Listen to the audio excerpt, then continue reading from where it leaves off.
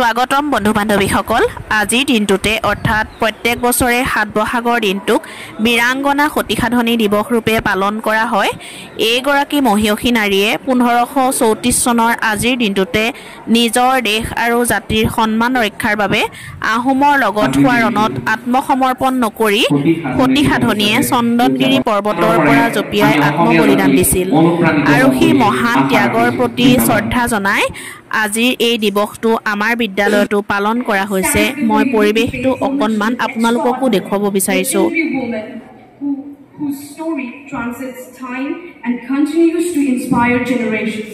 Today, we all are gathered here to celebrate. Here, Sujya Rajar Botham Raja asil Birpal. Birpalar pasar Raja. Ramadan Ulethlema. Bihu, Bihu motor choli ase. Bhuloke adi kori বহু